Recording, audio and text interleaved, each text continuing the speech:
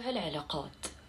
اغلب كلامي النهارده هيكون للبنات او السيدات، برضو للرجاله بس النسبه الاكبر للبنات. انا دلوقتي كنت في علاقه بحب شخص قوي وبموت فيه والعلاقه كانت حلوه، ومره واحده تخلى عني وسابني، وتعبت جدا في الموفينج اون، وتعبت جدا في الهيلينج، وحسيت ان انا متعلقه بيه، وبدات اسمع فيديوهات كتيره وعرفت ازاي اموف اون والكلام ده كله.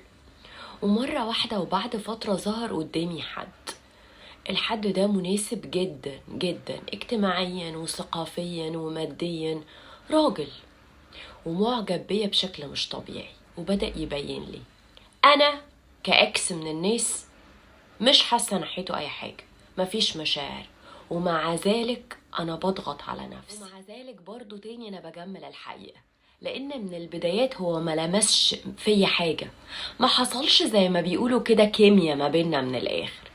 ومع ذلك أنا برضو عمالة بضغط على نفسي واتكلم معاه، اصل الراجل شاريني وعايز يجي يتقدمني، بس انا مش حاسه ناحيته حاجه، بس الباكج كلها عجباني.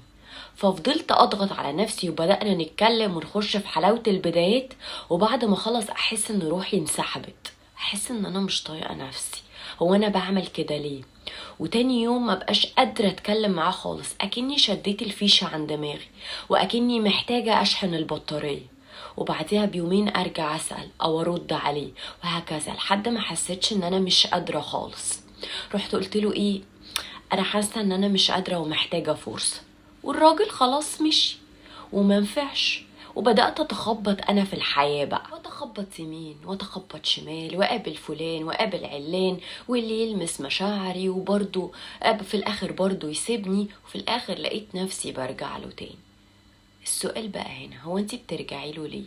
كنتي شايفاه كنز مفيش زيه، وشايفة انه الاسبوع او الاتنين اللي انتوا قضيتوهم سوا حسيتين ان هو راجل بجد، او كتاب مفتوح، او مش غامض زي ما انت عايزة، فرجع تاني تقيسي مشاعرك، تعملي لها مقياس، تشوفي انت ممكن تحسي او لا، تشوفي انت ممكن مشاعرك تكون اتغيرت او لا. ما هي من البداية كده، هي بتبقى كيمياء. حسيت حاجة ممكن ادي فرصة، ما حسيتش ما اضحكش على نفسي، اقطعي الشق باليقين، اقطعيه على طول، ومواجهة مع النفس.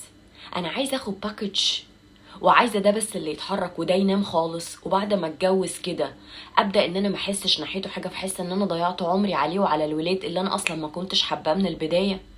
ولا انا عايزه ايه؟ لازم اسال نفسي السؤال ده، هو انا بدور على ايه؟ اي راجل سد خانه وخلاص؟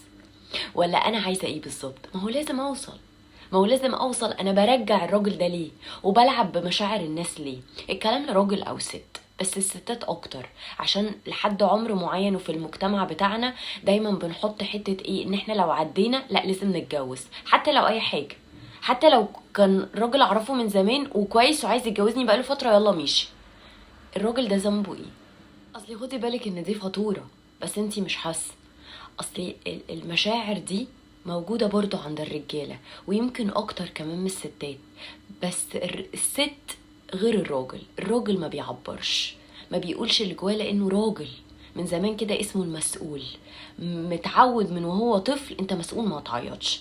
لكن الست عادي تعيط، عشان كده بنستغرب قوي لحد النهاردة رغم ان الوعي عندنا زاد، ان لما نلاقي راجل بيعيط او راجل تعبان او راجل قاعد مثلا من كتر البانيك اتاك بدأ يرجع في كافيه، اللي هو انتي بتستغربي قوي كده.